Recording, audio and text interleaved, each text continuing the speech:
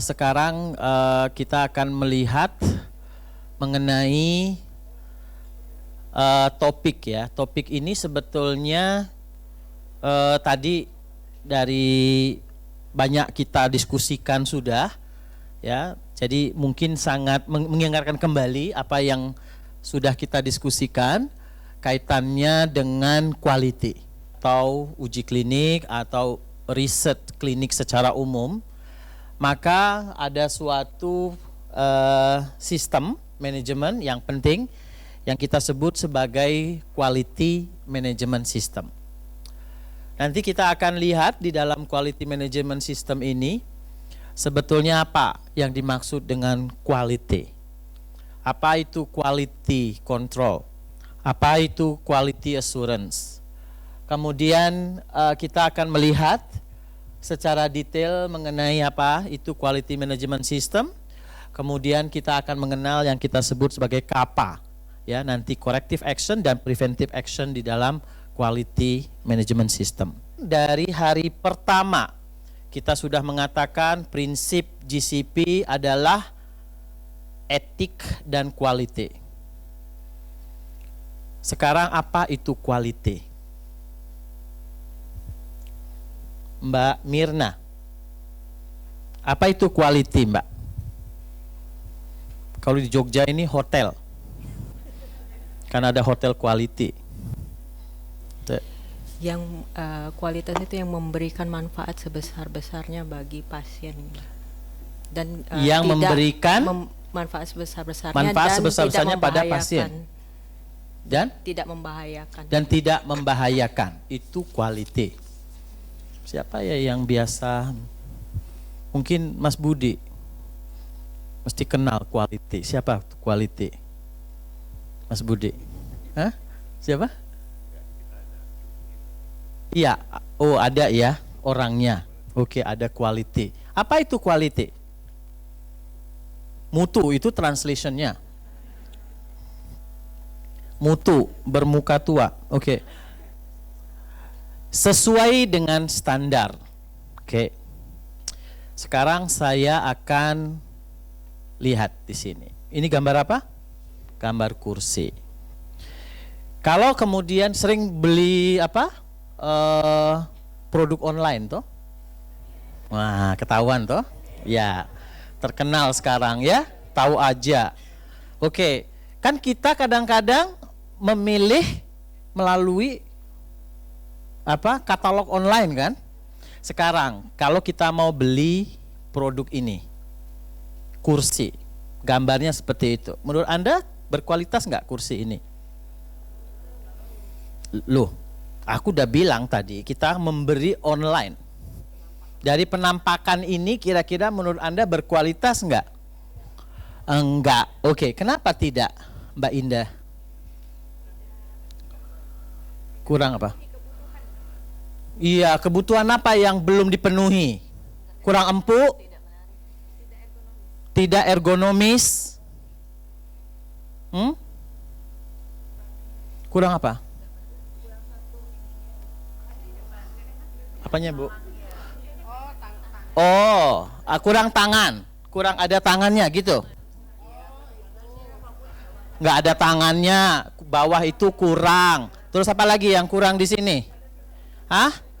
Tempat duduknya nggak empuk gitu ya? Oke, saya tambahi. Gimana ini, Bu? Berkualitas tidak, Bu Yulia? Yang kedua ini? Lebih berkualitas dari yang pertama. Tapi menurut Bu Yulia, kayunya kecil-kecil amat. Ya Allah. Ya. Tadi mbaknya bilang kurang ergonomis. Oke, saya tambahi yang ergonomis. Sudah berkualitas kah? Belum. Kenapa belum? Kenapa? Nggak kuat. Terus gimana? Pendek banget. Cari yang tinggi. Oke, apalagi yang harus ditambahi? Ibu, apa? Warnanya merah. Wah, ini kualitas tergantung warna kalau ini. Apa yang perlu kita tambah supaya logamnya terlalu kecil? Terus apa lagi? ada reclining, declining. Oke, kita tambahi. Sudah berkualitas, Pak Eko? Belum. Kenapa lagi belum berkualitas? Karena kursinya nggak bisa memijat. Oke, saya tambahi kursi yang bisa memijat. Terus apa itu quality?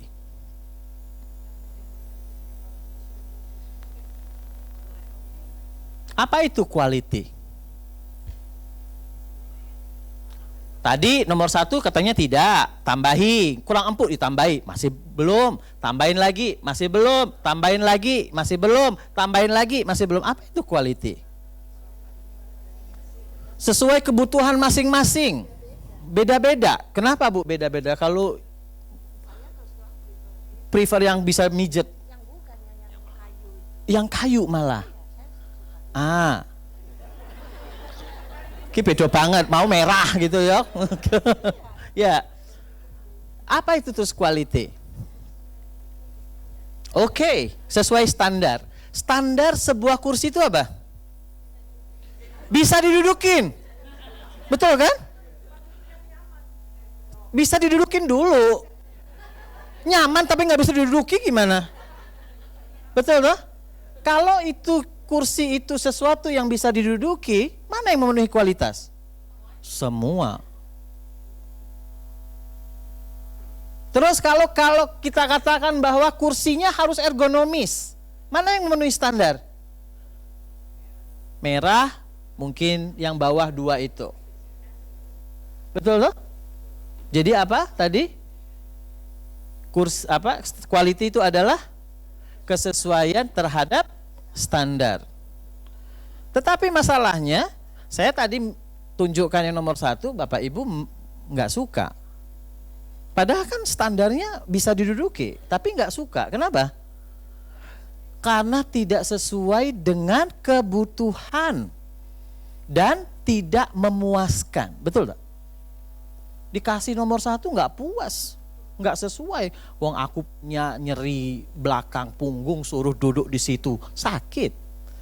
Tidak sesuai dengan kebutuhan, need. Sehingga kalau kemudian orang diberi yang pertama ini tadi, mintanya ergonomis, bahagia nggak diberi kursi yang seperti itu? Tidak bahagia. Jadi filosofi dari quality adalah kebahagiaan, happiness. Oke? Ya. Jadi sains mengatakan quality adalah kesesuaian terhadap standar. Kemampuan untuk memberi kepuasan atau sesuai dengan kebutuhan. Filosofi dari quality itu happiness. Anda membeli barang mahal, kemudian tas, nih ibu-ibu ini sering beli tas. Tasnya bisa banyak gitu, saya juga bingung kenapa harus banyak tasnya. Tapi kalau kemudian dibawa di mahal, warnanya bagus, dipakai sekali, copot. Bahagia enggak? Enggak. Anda selalu mengatakan, ini barang kok enggak berkualitas. Betul toh? Anda enggak bahagia dengan bahan tersebut. Artinya, quality adalah kesesuaian terhadap standar. Sekarang, dalam uji klinik, standar apa yang harus kita gunakan dalam uji klinik? Standar apa? Dalam riset klinik, standar apa yang akan kita gunakan? GCP, Etik Principle Deklarasi Helsinki. Betul ya? Jadi kalau kemudian riset kita tidak sesuai GCP, tidak sesuai Deklarasi Helsinki, riset kita berkualitas atau tidak?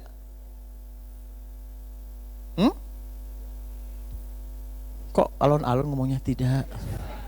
Hah? Yes or no? Janji ya? Hah? Mengaku ya? Kalau penelitian kita nantinya tidak sesuai GCP dan Deklarasi Helsinki, kita mengakui ya bahwa penelitian kita tidak berkualitas? Oke. Karena kita sudah tahu yang disebut quality adalah kesesuaian dengan standar. Oke. Terus, kita sudah mempelajari GCP? sudah mengetahui standarnya. Sekarang mau ada uji klinik. Apa yang akan Anda lakukan? Sudah tahu dokumen mana yang dibutuhkan? Oke, apa yang Anda lakukan? Membuat dokumen-dokumen tersebut. Lihat dokumen itu bagaimana harusnya dibuat. Lihat struktur dokumennya harus seperti apa. Dikatakan dokumen harus sesuai dengan kebutuhan siapa yang akan menggunakan. Katanya dokumen harus dipilot. Katanya uji klinik harus kemudian di approve komite etik. Kemudian orang-orang yang ikut dalam penelitian harus kompeten. Harus CV-nya baik. Semua harus sudah di training GCP. Semua harus sudah di training protokol. Tadi Anda lihat pada saat product management bahwa perlu fasilitas untuk menyimpan obat. Perlu kulkas. Kulkasnya harus kulkas yang standar. Kemudian harus diukur suhunya. Pengukur suhunya harus dikalibrasi. Farmasi harus dilatih untuk mengukur suhunya. Farmasi harus dilatih bagaimana kemudian melakukan accountability. Kemudian pada saat melakukan data entry, Anda lihat bahwa CRF-nya harus baik, orangnya harus dilatih, harus ada SOP, betul ya? Itu kita penuhi kan ketika kita menyiapkan suatu desain, betul? Jadi apa? Kita memilih right person, kita menyiapkan right facility, kita menyiapkan right equipment, right method, right material, right software, dan sebagainya. Ini yang kita sebut sebagai quality assurance. Apa itu? Jadi kita melakukan perencanaan, kita melakukan semua aktivitas secara sistematik yang itu memastikan bahwa apa yang kita kerjakan itu untuk memenuhi kebutuhan yang sesuai dengan standarnya. Itu disebut quality assurance. Jadi nggak bisa ketika kita mau menyiapkan suatu riset, kita tidak kemudian memastikan kita sudah memenuhi standar tersebut. Ini yang disebut quality assurance. Oke, sekarang semua dokumen sudah kita buat dengan baik. Semua sudah dipilot, semua sudah oke, sudah certified. Semua sudah SOP-nya sudah lengkap, semua di training, fasilitas sudah oke, dan semua sudah oke. Baru kemudian kita mengatakan penelitian dilaksanakan. Gitu? Kemudian saya sebagai PI, karena semua sudah saya pastikan bahwa ini akan memenuhi standar, maka pada saat penelitiannya saya duduk saja, relax. Kenapa? Karena semuanya akan baik-baik saja. Bolehkah? Tidak. Kenapa tidak? Toh tadi semua sudah kita siapkan. Kenapa? Karena kalau kita lihat tiba-tiba ada satu inform consent tidak ditandatangani, source dokumen nggak ditulis, ada efek samping tidak terdeteksi, obatnya tidak dicatat, listriknya padam nggak tahu, semua bisa terjadi dalam proses. Sehingga apa yang harusnya kita lakukan? Kita melakukan yang kita sebut quality control. Apa itu quality control? Melakukan pengecekan. Kita cek. Ketika kemudian inform consent sudah selesai, cek.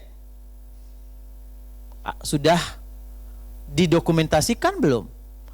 Sudah ditandatangani belum? Tanggalnya sudah ada belum? Ketika kemudian aktivitasnya sudah diperiksa pasiennya, source dokumennya sudah ditulis belum? Sudah lengkap belum? Proses yang disebut checking ini disebut quality control. Apa yang Anda temukan dalam quality control? Ketika Anda melakukan pengecekan, apa yang kita temukan? Ini enggak sesuai, ini enggak sesuai, ini enggak dicatat, ini tidak ditulis, semuanya akan kita temukan. Ya? Dalam quality control. Sehingga mengapa yang dilakukan dalam quality control, yang dilaporkan, itu semua ketidaksesuaian. Ya, itu yang selalu akan ada di dalam quality control. Sehingga apa beda antara quality control dan quality assurance? Kalau quality assurance itu kita melakukan semua proses sebelum penelitian dan selama penelitian dengan tujuan untuk membangun kualitas, untuk mencapai standar itu. Sehingga kenapa kita harus membuat SOP? Kenapa kita harus melatih? Karena kita tahu standarnya harus seperti itu. Kita mencegah jangan sampai nanti kalau inform consent dibuat, inform consentnya nggak ada tanda tangannya, gitu toh. Jangan sampai nanti waktu labnya dilakukan bahwa hasil labnya ini nggak bagus. Kenapa?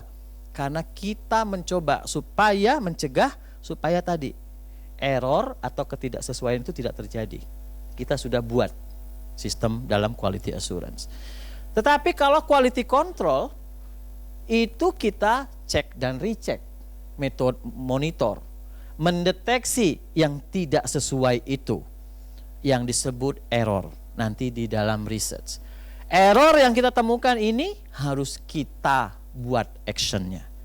Kita koreksi dan kita pastikan tidak terjadi lagi nantinya. Mengapa? Ada yang kita sebut KAPA, Corrective Action, Preventive Action. Dalam proses quality control kita mengukur. Jadi kita harus kemudian melihat di lapangan. Nih diukur, lihat prosesnya yang berjalan. Apakah benar prosesnya dilakukan dengan baik? Setelah dalam mengukur kita temukan error. Kita analisis errornya nanti, kemudian kita lakukan action. Tujuan dari evaluasi ini, quality control ini untuk melihat, untuk melakukan konfirmasi. Jadi kalaupun kemudian kita sudah mentraining pasien misalnya staf kita di lapangan, maka kita harus melakukan tetap quality control. Ini staf saya 100. Apakah semua 100 sudah saya training atau belum? Semua sudah saya training 100, alhamdulillah. Sekarang saya cek, 100 yang sudah di training ini paham nggak dengan apa yang saya trainingkan? Jadi semua sifatnya melihat konfirmasi, ya, mengkonfirm mengenai apakah staf saya sudah di training, sudah qualified, apakah prosedur-prosedur tadi memang dilakukan dengan sesuai dengan standar, apakah fasilitas yang tadi saya sediakan itu sekarang masih adekuat, memang sudah masih di-maintain, apakah riset itu dilakukan sesuai dengan protokolnya, apakah kemudian catatannya, informasinya betul-betul sudah dokumentasikan dengan baik, kalau dikoreksi apakah betul sudah dikoreksi dengan sesuai dengan GCP, apakah kemudian quality system yang saya buat kontrol itu juga berjalan.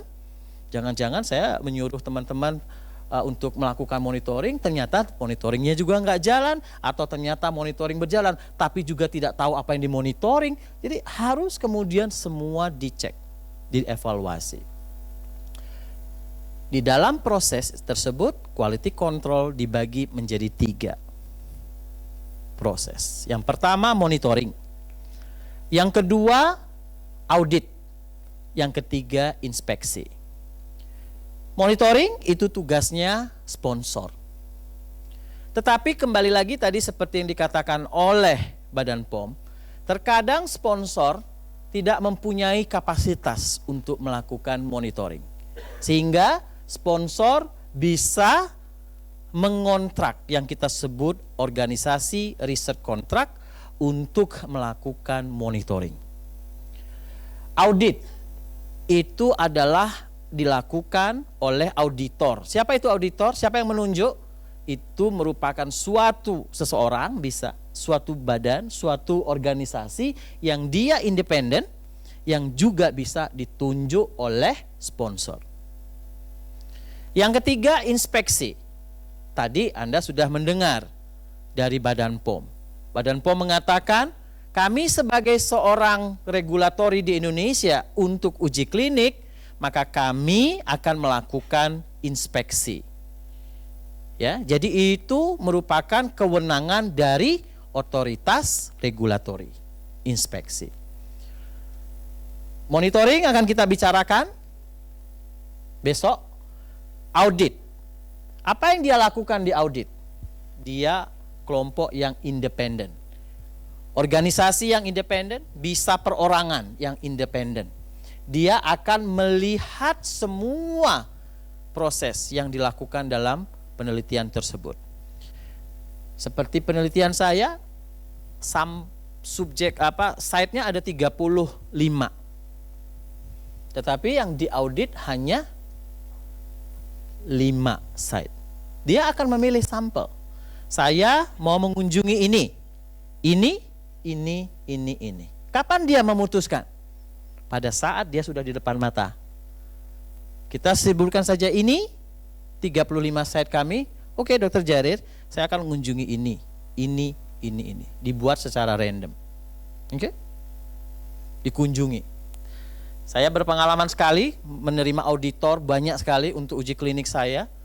Kadang-kadang dikirim oleh WHO, kadang-kadang dikirim oleh Bill Gates Foundation, kadang-kadang dikirim oleh PATH karena banyak vaksin penelitian saya. Semua mengirimkan auditor untuk mengecek penelitian saya. Kadang-kadang orangnya dari Cina, kadang dari Rusia, kadang dari Eropa, ya. Itu kita terima. Dia meminta sampel. Apa yang dia lakukan? Sistematik. Oke? Dilihat dari awal, dokumen dilihat, staff dilihat, fasilitas dilihat, reporting dilihat, mana regulasi uji klinik di Indonesia, mana regulasi lokal, dilihat semua. Apakah betul kita mematuhi, patuh terhadap kesemua itu? Terhadap protokol, terhadap GCP, terhadap nasional regulatory, terhadap lokal regulatory dan sebagainya. Yang mereka lakukan adalah memastikan kepatuhan kita terkait dengan standar-standar tersebut. Jadi kalau ada audit jangan disimpan-simpan. Dia turun lapangan. Mereka turun lapangan. Gitu. Ya, waktu itu ingat banget, Dr. Jared, semua staf Anda sudah dilatih GCP? Sudah. Tunjukkan ke saya mana sertifikatnya, saya tunjukkan. Materi yang Anda trainingkan mana GCP? Saya tunjukkan. Mana absennya bahwa dia memang hadir pada saat training? Saya tunjukkan. Oke. Setelah itu dia tanya, tolong panggil satu staf Anda. Saya panggil, duduk, kemudian apa yang dia tanya? Tolong dijelaskan apa definisi GCP. Bayangkan, tidak hanya dokumen yang mereka lihat, tetapi juga melihat benar nggak sih training dilakukan. Itulah audit. Banyak contoh audit, kalau teman-teman yang bekerja di rumah sakit, itu akreditasi, itu audit. Apa yang kita lakukan kalau ada akreditasi rumah sakit? Lembur 3 bulan. Buat SOP, mengisi, semuanya diperbaiki. Padahal kan bukan itu. Kita akan memotret bagaimana kualitas dari pelayanan kita. Jika memang itulah apa adanya, ya itulah apa adanya. Kita potret. Kenapa? Karena sebetulnya mereka akan banyak memberi masukan ke kita. Apa yang harusnya kita kerjakan untuk bisa meningkatkan kualitas pelayanan kita supaya sesuai dengan standar. Jadi tujuannya improvement. Cuman sayang kita berbeda mindsetnya dalam quality. Apa yang mereka review? Study dokumen. Jadi kembali lagi sama persis seperti yang dilakukan oleh inspektor, dokumen yang dilihat. Jika dokumennya nggak bisa merekonstruksi apa yang kita kerjakan, maka kembali lagi, if not documented, it's never happen. Proses, personel seperti tadi saya katakan, SOP-nya, metodenya, data yang kita buat, database yang kita bangun, bersifat anything. Dia akan fokus banyak pada area-area yang kritis. Ya, ini contoh di sini. Cheese. Kalau quality itu sering banget digambarkan cheese. Kenapa? Karena ketika kemudian Anda mengiris cheese, keju, itu mulus ya, gitu, dibagi gitu, mulus gitu. Tapi apa yang dilakukan oleh quality, oleh auditor, dia bisa mengetuk-ngetuk bahwa mana bagian bolong-bolong dari cheese itu. Jadi jangan disimpan-simpan, dia tahu persis. Ya. Dia tahu persis bahwa ini dilakukan baru tadi malam. Ini tidak pernah dilakukan, ini hanya lip service dari petugas saja. Dia tahu persis. Ya, mengapa? Mereka sangat ahli di bidang audit, jadi jangan kita kemudian membohongi. Kenapa? Hasilnya nanti mereka akan bilang, staf di lapangan tidak jujur. Itu sudah sulit ketika mengatakan seperti itu. Inspeksi, tadi sudah banyak sekali dibicarakan oleh Badan POM. Ya, ini dilakukan oleh regulatory otoritas yang kompeten, kemudian reviewnya berupa dokumen, fasilitas, pencatatan, dan sebagainya. Oke, kemudian kita lihat quality management system. Quality management system adalah, Anda tadi tahu ada quality assurance, kita tahu ada quality control, maka di dalam riset uji klinik, kita harus kemudian membuat sistem, bagaimana quality assurance itu kita lakukan, bagaimana quality control itu kita kerjakan. Di manage orangnya siapa, kapan dilakukan, ya, bagaimana proses reportingnya, bagaimana proses recordingnya dari proses-proses tersebut. Dokumennya apa saja yang harus kita cek dan seterusnya. Kita membuat suatu sistem di mana manage quality itu kita manage dengan baik dalam uji klinik. Ini yang kita sebut sebagai quality management system, yang itu semuanya bisa mulai dari mendesain, dari melaksanakan, sampai akhir dari penelitian. Apa yang membangun suatu sistem quality dalam uji klinik atau clinical research? Yang pertama, orangnya, trainingnya, pengalamannya. Jadi teman-teman yang baru mungkin mendapatkan GCP, perlu Anda sadari bahwa Anda duduk di sini itu untuk membangun quality di institusi Anda. Jadi ini karena quality itu dibentuk dari orang-orangnya, dari orang yang mempunyai kompetensi, yang melakukan atau yang mendapatkan training, yang berpengalaman di dalam riset. Kemudian equipment dan material, ya, dari semua proses, kemudian proses review dan checking untuk setiap hal, review, checking, review untuk setiap proses dan aktivitas. Prosesnya sendiri itu membentuk quality system. Mengapa SOP itu luar biasa penting di dalam quality. Kemudian pencatatan dan pelaporan, fasilitas juga. Jadi banyak sekali hal-hal yang membentuk sistem manajemen dalam quality. Kenapa kita butuh quality management system? Kembali lagi ke GCP. Karena kita mengharapkan data yang dihasilkan kredibel. Kita berharap pasien yang ikut dalam penelitian kita itu terjaga keamanannya. Karena kita patuh dengan regulasi. Ini kenapa quality harus eksis manajemennya di dalam research.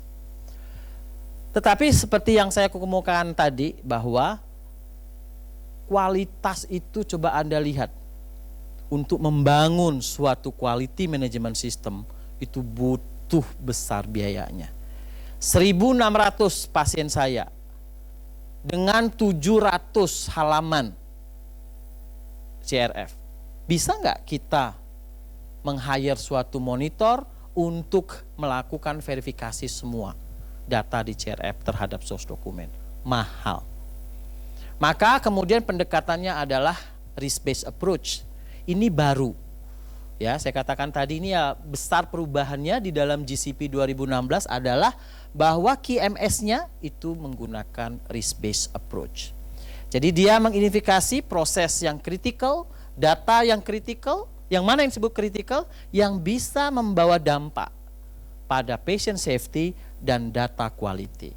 Maka jika proses itu ya akan mengganggu patient safety, ya jika hal itu bisa mengakibatkan data kualitasnya jelek, maka critical proses itu untuk diutamakan di dalam quality management systemnya. Kemudian Risk-based approach juga melakukan pendekatan, mengidentifikasi resiko berbasis dua hal. Yang pertama dari level sistem, ya, SOP, personal, sistem komputerisasi untuk CRF misalnya, dan seterusnya. Atau justru risiko itu berada pada clinical trial-nya. Bagaimana proses konsennya, bagaimana proses data collection-nya, bagaimana study design-nya, dan seterusnya. Dari dua hal ini bisa kemudian nanti kita identifikasi mana proses atau data kritikal yang itu membawa dampak bagi pasien dan kredibilitas dari data. Ini yang sering saya lakukan di dalam proses saya mencari resiko. Mana dari proses itu yang menurut saya beresiko. Maka saya bagi menjadi dua. Saya memberi nilai kira-kira proses mana yang menurut saya likelihood, kemungkinan untuk mengakibatkan proses itu keliru, yang mengakibatkan kekeliruan itu pada proses yang mana. Saya beri nilai 1-5 untuk setiap proses. Saya beri contoh, informed consent. Informed consent luar biasa, tidak mudah, banyak petugas saya yang tidak begitu paham proses informed consent, maka saya beri nilai antara 1 tidak beresiko sampai 5 sangat beresiko untuk terjadinya error, maka untuk informed consent saya beri nilai 5. Karena apa? Saya tahu sangat beresiko untuk terjadinya error. Yang kedua, proses mana dari hal tersebut yang membawa impact cukup besar tadi terkait dengan etik dan quality. Maka saya beri nilai juga 1-5, maka saya pastikan bahwa misalnya informed consent itu merupakan proses yang akan membawa dampak bagi pasien safety karena itu kaitannya dengan etik. Maka saya beri nilai 5. Nanti nilai 20, 25, 20 yang tertinggi, maka ini prioritas bagi saya untuk memitigasi. Mitigasinya bentuknya apa?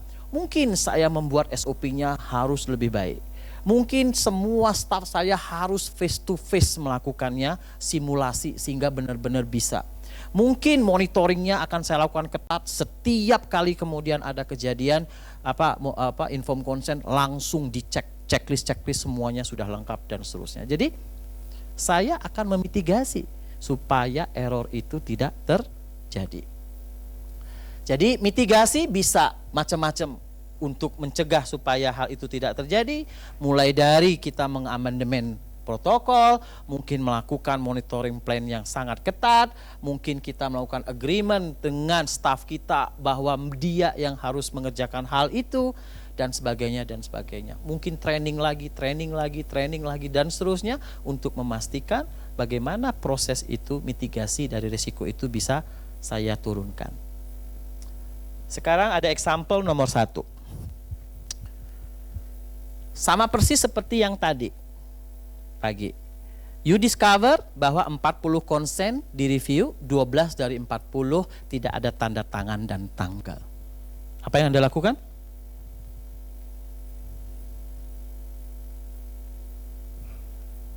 Apa yang Anda lakukan ketika menemukan ini? Oke. Anda tahu kan ini? Kira-kira apa mitigasi Anda selanjutnya supaya ini tidak terjadi lagi?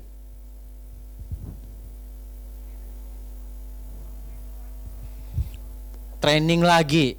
Kenapa Anda bukan training lagi?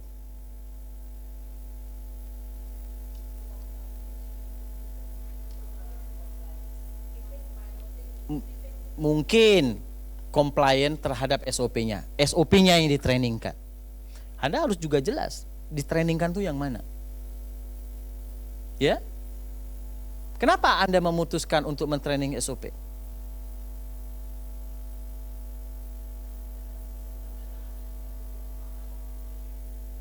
Anda artinya mengatakan staf saya nggak paham.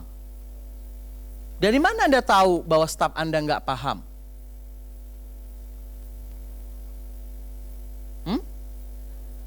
Oke. Maka itu yang kita sebut sebagai analyze tadi. Jadi ketika Anda menemukan error tadi, ya, maka kita harus menganalisis error itu. Tidak bisa menebak-nebak. Udah training. Ternyata yang keliru bukan itu. Gitu, ya. Jadi kita harus analisis kenapa hal itu terjadi. Ya. Ingat, kasus ini merupakan kasus etik yang berat. Kenapa? Karena tidak ada bukti bahwa dia menandatangani konsen. Tidak ada bukti bahwa konsen dilakukan sebelum prosedur penelitian dilakukan. Gak ada bukti. 12 orang ini. Ini merupakan ethical violation. Temuan ini cukup berat. Ya, yang tadi yang dikatakan oleh inspektor, kalau ini diketemukan, kemungkinan mereka akan menterminasi studi tersebut. Ini yang dikatakan komite etik kemarin, jika kemudian diketemukan error yang sifatnya major, kemungkinan akan dihentikan atau disuspend dulu oleh komite etik. Hati-hati ini. Ini luar biasa temuan ini. Tidak hanya sekedar tanda tangan dan tanggal masalahnya. Ini adalah bukti bahwa kita tidak melakukan proses itu dengan proper. Oke. Example nomor 2. 80% berat badan diukur, 70% tekanan darah yang diukur. Pada pasien diketemukan di CRF tapi tidak ada di medical record. Ketika data itu ada di medical record dan di CRF, 15% data tersebut tidak identik. Apa action Anda?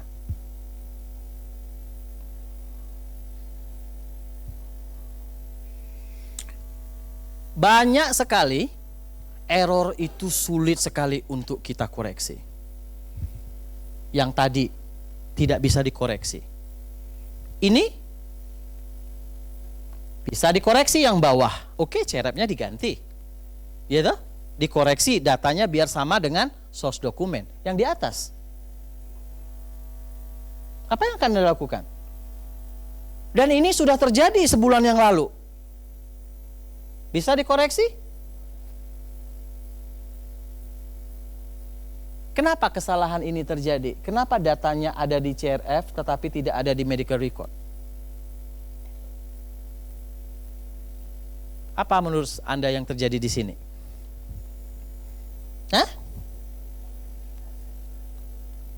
Anda mengatakan, oh ini pengisi CRF saya melakukan fabrikasi nih, datanya nggak ada ditulis gitu. Iya. Kalau kita sangat-sangat pesimistik. Ya, karena banyak memang kejadian seperti itu. Tetapi yang penting juga kita kemudian mungkin mengecek apa yang terjadi di lapangan. Apa yang menurut Anda terjadi?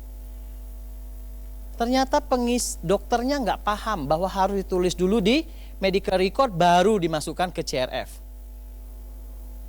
Kadang-kadang dokternya langsung menuliskan ke CRF terus diisi. Ketika kemudian kita lihat di source dokumennya nggak ada, sering terjadi. Jadi apa?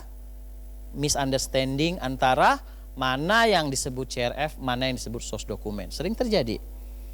Atau yang berikutnya adalah tidak memahami SOP. SOP-nya bilang tulis dulu medical record, tidak dipahami oleh peneliti kita. Ini yang sering terjadi. Hati-hati pada kasus ini, tidak mudah dalam prosesnya. Karena Anda nggak bisa menuliskan data di CRF, kemudian Anda tuliskan ke medical record. Nggak kebalik kan? Harusnya medical record dulu, dituliskan ke CRF. Jadi kalau ada data di CRF, Anda masukkan medical record, keliru.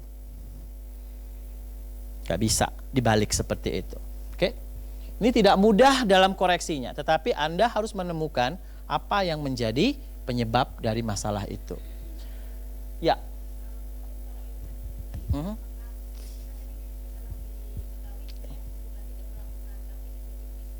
Ya.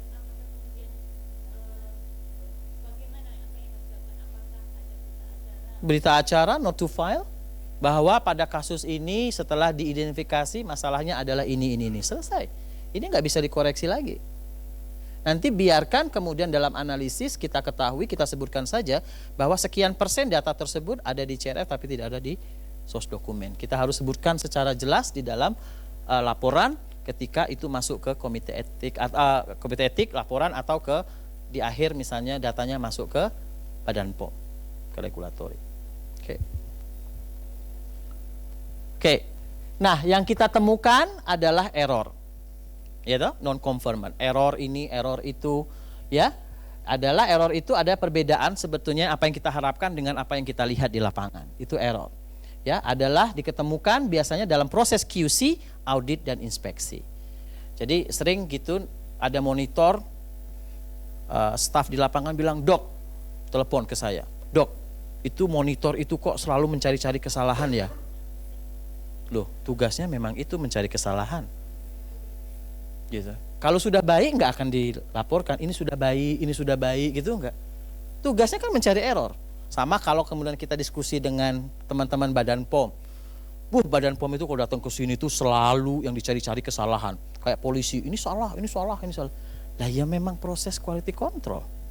Yang dia lihat adalah error. Kemudian kita bisa lihat, kita petakan error itu penyebabnya apa. Contoh salah satu adalah Pareto chart. Ya. Kita buat inform konsennya 12 ini tidak ada tanda tangan dan tanggal. Kita diskusikan satu persatu dengan staf di lapangan. Kenapa itu terjadi? Contoh ini alasan kenapa orang selalu gagal diet. Ya. Yang satu alasannya paling banyak craving. Yang kedua special occasion. Mau diet, tahu ada GCP training, gagal deh dietnya. Kemudian too hard, terlalu sulit untuk diet. Feel sad, nah ini kalau diet rendah karbohidrat itu memang kemudian bisa mengakibatkan feeling sad. Oh pantas aku kok sad terus ya gitu, padahal nggak pernah diet.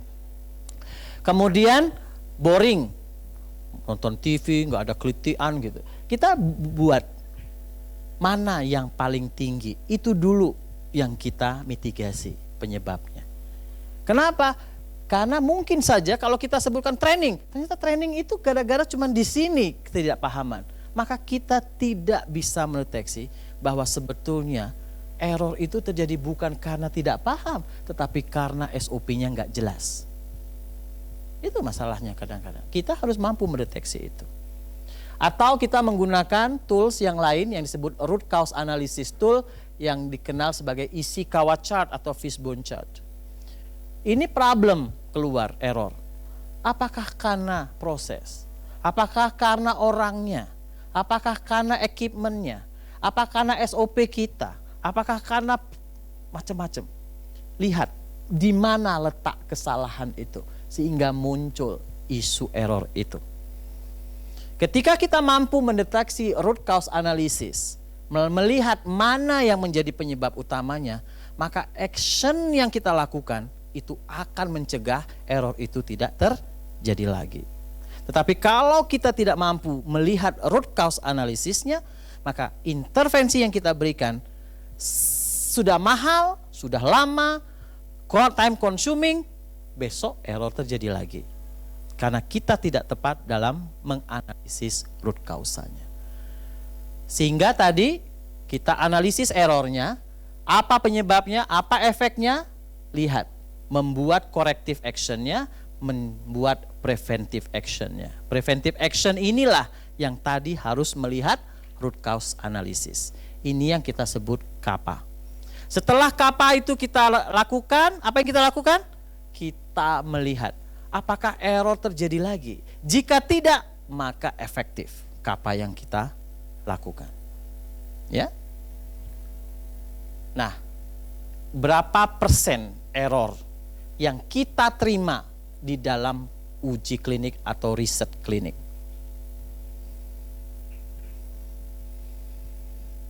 Prof Bundi, berapa Prof? Yang kita terima error, berapa? Berapa Pak Ade?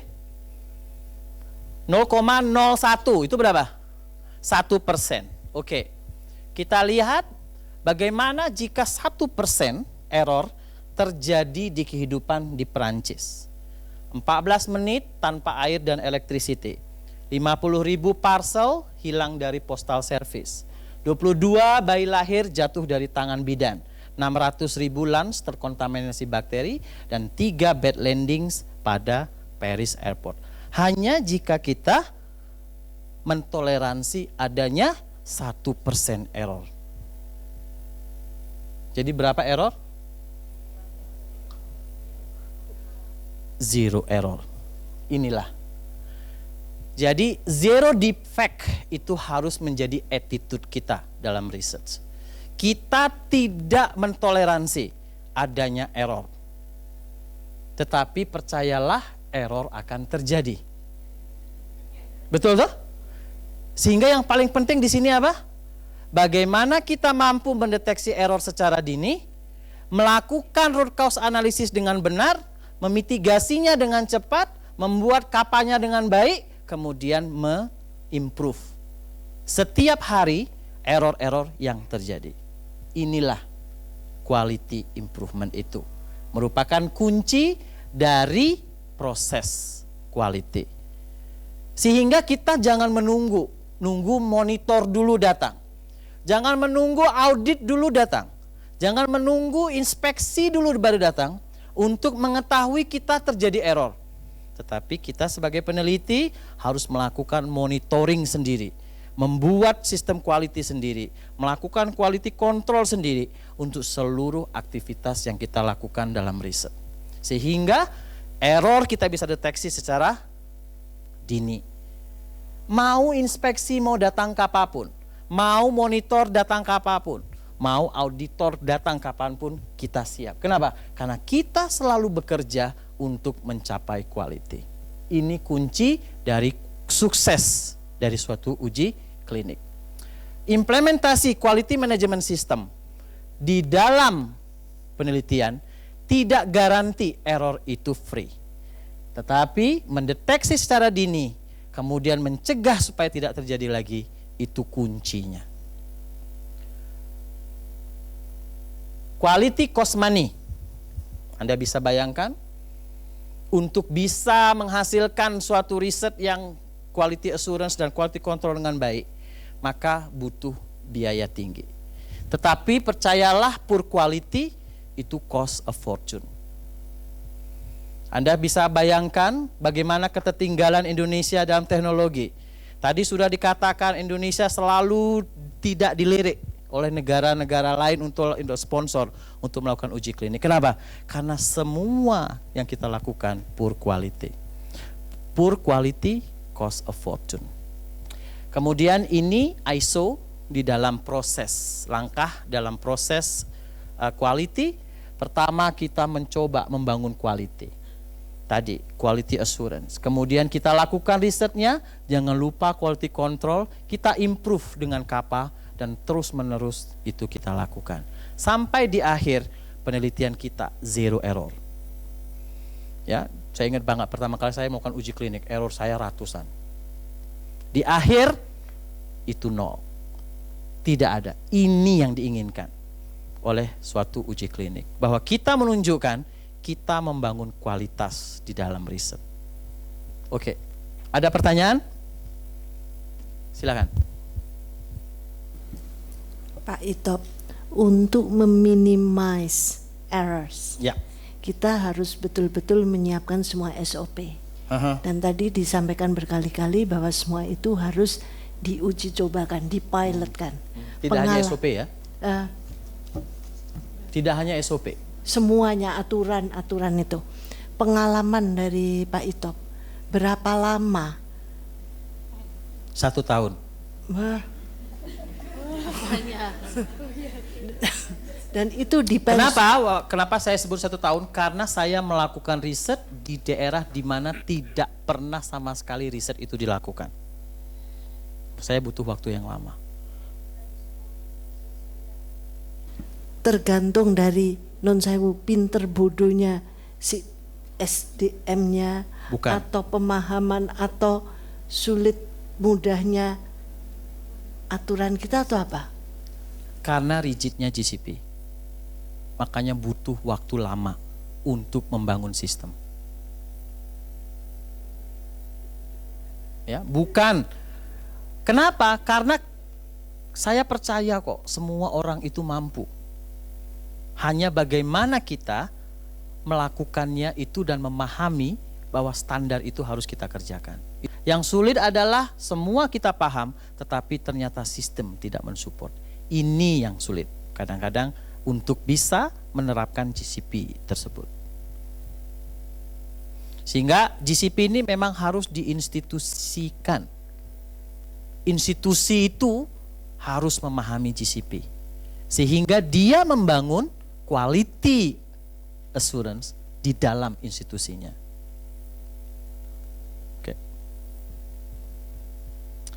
Oke. Waktunya sudah molor. Ya. Kita istirahat Bapak Ibu. Saya paham banyak sekali hari ini materinya. Tetapi tidak lain karena memang kita berusaha untuk memahami apapun secara detail. Ya. Sehingga Bapak Ibu pulang dari sini punya semangat baru untuk memperbaiki atau untuk mengimplementasikan GCP di dalam riset sehari-hari. Terima kasih Bapak Ibu, selamat sore, selamat beristirahat, sampai ketemu dinner yang ikut dinner ya. Dan jangan lupa besok mulai pukul 7.30. Ya, karena besok hari Jumat. Kita akan menyelesaikan semua materi sebelum Jumatan. Sehingga pas Jumatan kita tinggal ujian. Ya, terima kasih. Assalamualaikum warahmatullahi wabarakatuh.